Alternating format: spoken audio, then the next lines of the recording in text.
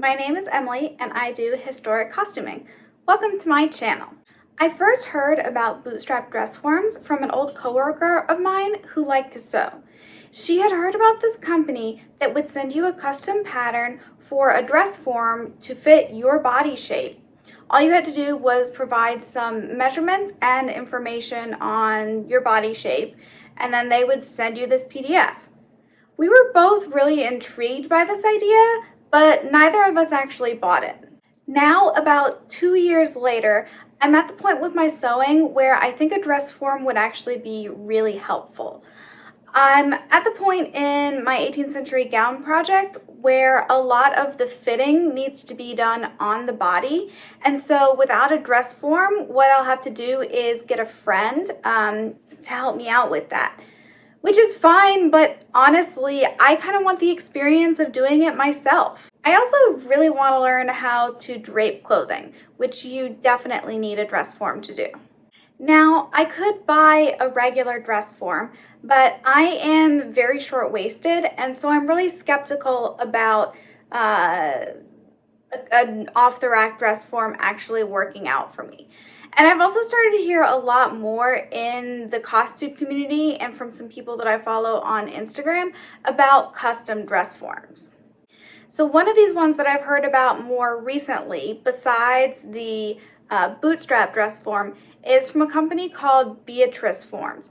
And what they do is they actually will take a 3D scan of your body and then make you a dress form based off of that scan. So it's really, really accurate. And comes very highly recommended by some other people in the costume community, namely Sewstein. And if you haven't come across her channel yet, I'm going to link it below. You definitely need to go check it out. She is an incredible, incredible embroidery artist, and she makes these absolutely gorgeous 18th century gowns with like really intricate embroidery. She recreates like embroidery patterns from historical garments. And her work is incredible. So definitely go check her channel out. Although the Beatrice form where they scan your body sounded really cool, I ultimately decided to go with the Bootstrap form where you get a pattern and you make it yourself. And I made that decision for a couple of reasons. Reason one, the Beatrice dress form, as you might imagine, is quite expensive, to the tune of around $1,500. Because this is the first time I'm buying a dress form and I don't really know if I'm gonna like it or how much I'm gonna use it, I didn't want to make that much of an investment. And the Bootstrap one is $40 plus the cost of supplies, so much more affordable. Secondly, I want to be able to use my dress form for a variety of projects. The Beatrice form is very firm, and so it's not going to squish to conform to a different shape. You know, like if I put different stays or if I have a corset from a later time period, it's not going to change shape at all. And so what that means is that if I want to use it for the 18th century project that I'm currently working on, I will need to put my stays on my body and do the scan, and then it will be made to match my shape in my stays, which would be great. But then if I move to a different time period, you know, different historical time period, or even if I want to use it for modern current day stuff, it's not going to work because it's going to be in the shape of me wearing stays. So then I would have to have another one made for every different time period, every different silhouette that I want to work with. And that would just get really, really out of hand very quickly. So I'm hoping that with the Bootstrap pattern, if I don't stuff it all the way, it'll maintain some squishiness. And I'll actually be able to put my stays on over it and have it conform to the right shape. And I think that I'm relatively lucky in that regard, in that my own body, when I wear stays, does not squish or compress that much. So I think if I, was one of those people who like gets a drastically different shape when I wear stays, that would make it much harder to make a dress form that would squish in the same way that your body does. But I'm hoping that because I actually don't change shape that much when I wear stays, that I'll be able to get away with it. So that's the plan. Let's see how it goes. If you enjoy this video and you want to see how I use my new dress form to make my 18th century Italian gown, hit the subscribe button and the bell to be notified when I post a new video. Thanks! The fabric that I'm using for this project is a white, heavyweight, tightly woven upholstery cotton. I ordered 1.5 yards of it and ended up having just enough to complete the project. In order to get the most out of my yardage, I folded it in half lengthwise and then spread my pattern pieces out on it. The pattern does not come with any sort of cutting guidelines that you might find with a lot of modern patterns, and that's because each pattern is unique, right? It gets generated by their software when you put your measurements and body shape in. So you just kind of have to pay attention to the grain lines and lay it out however best works for you. I was initially trying to use a rotary cutter on a cutting mat to go around the outside of the pattern pieces, thinking that it would be easier and faster. I've seen some other people do it that way online, and I don't know what I'm missing, but I could not for the life of me get the rotary cutter to cut through the layers cleanly, nor to go around the pattern pieces without cutting chunks out of paper.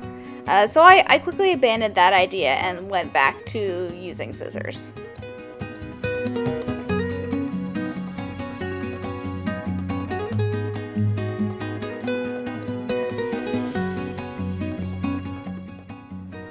With my pattern pieces cut out, the next step was to transfer all the lines from the pattern to those pieces for all the notches and seam lines and whatnot.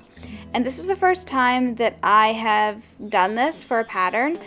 Well, I haven't really done a whole lot of sewing from patterns to begin with, and when I have, I've always skipped this step, but the instructions made it very clear that this was going to be crucial. So I decided I would go ahead and follow those instructions and see how it went.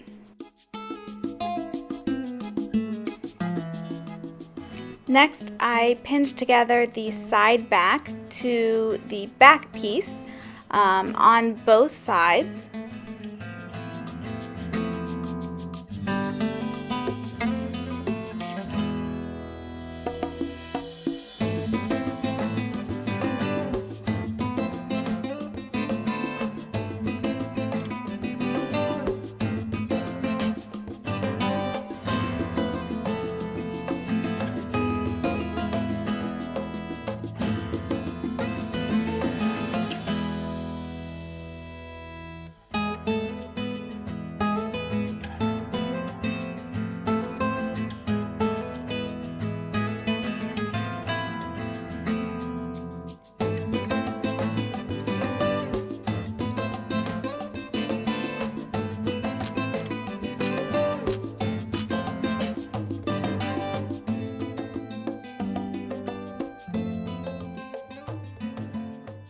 Then I did the same with the top front and the side front, and the bottom front and bottom front and bottom side front, as well as the cup and side cup.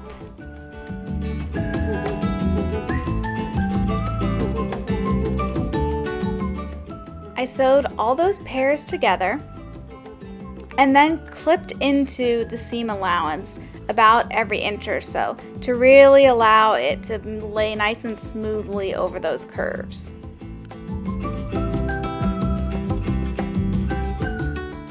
I used a tailor's ham to iron open the seams. This was my first time using one of these, and I can say it made such a big difference. What it does is it allows you to keep your seam nice and curved as you iron it open. So you're not trying to iron a curved seam on a flat ironing board. I also really liked it because it meant that I didn't have to get out and set up my giant ironing board just to iron little pieces of a project as I'm going along.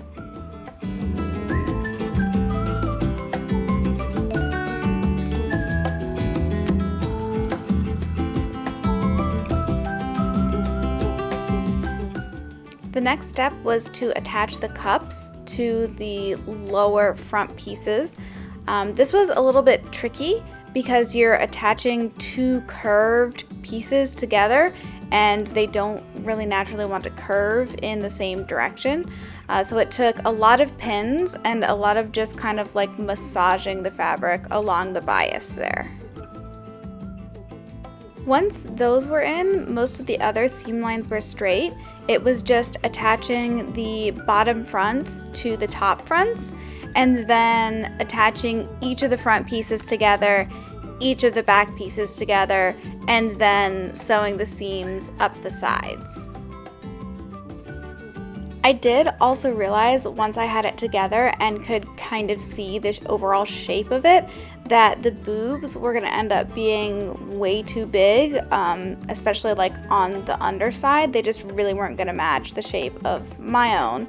And so I was able to just kind of like pinch along the seam for those two cup pieces and pinch out the excess fabric. Then came another tricky part, which was inserting the armholes. So first I prepared the armhole by cutting into the seam allowance around the outside. And here's where those markings for all the notches really did come in handy, because that armhole is not, it's like a weird elliptical uneven shape and it needs to sit at the correct angle in the armhole.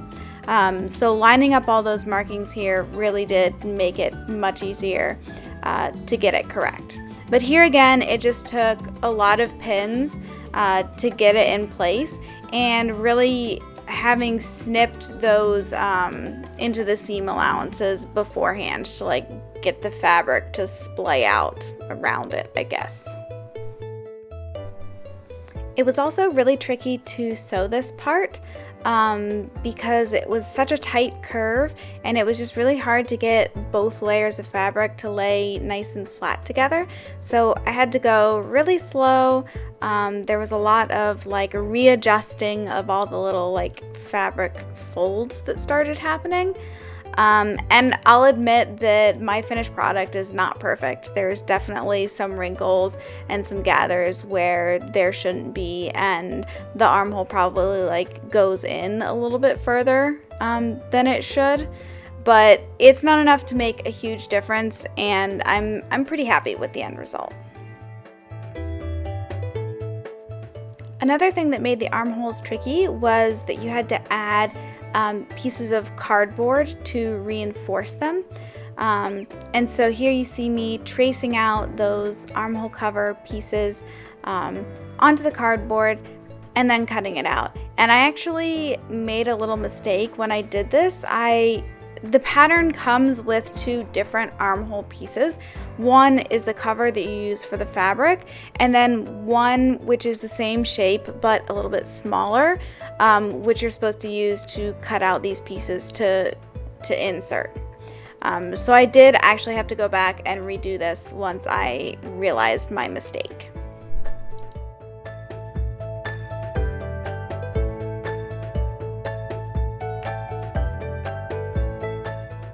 After cutting out my reinforcement in the correct size, I sandwiched it in between the armhole that I had already sewn into the body and another piece of armhole shaped fabric.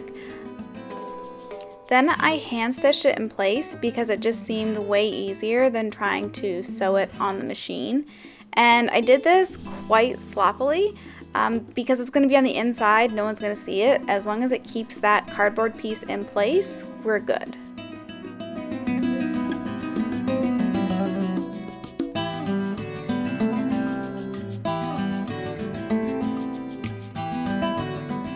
The dress form has this inner support structure that allows you to slide it onto a pole so that you can mount it as a normal dress form would be mounted.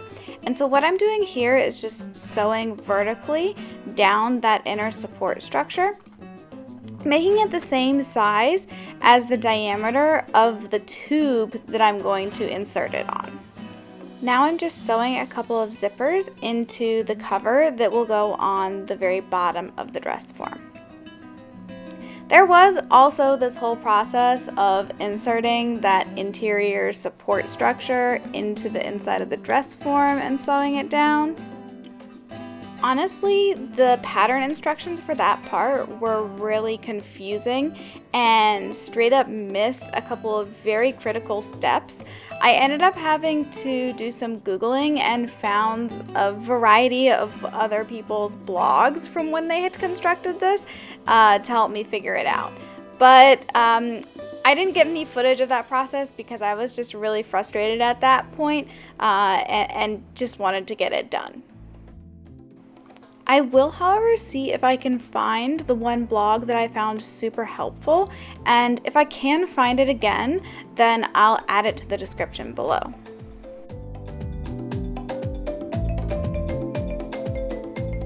With the dress form assembled and that inner support structure finally in place, I inserted the tube, and then the next step was just to stuff it with polyfill. This was a little bit tricky. You need to stuff it with small pieces of polyfill so that it lays evenly, and then really kind of like make sure that you get the polyfill distributed evenly throughout the form. I also will say those polyfill plastic fibers really started to irritate my hands after a while, and so thankfully I had some gloves in the kitchen that I went and put on to do most of that stuffing. I ended up needing to make the tube of my dress form shorter because I was trying to make the overall dress form match my own height, and I'm pretty short. I was just using a cardboard tube from a leftover roll of wrapping paper, so it was pretty easy to just go at it with a hacksaw.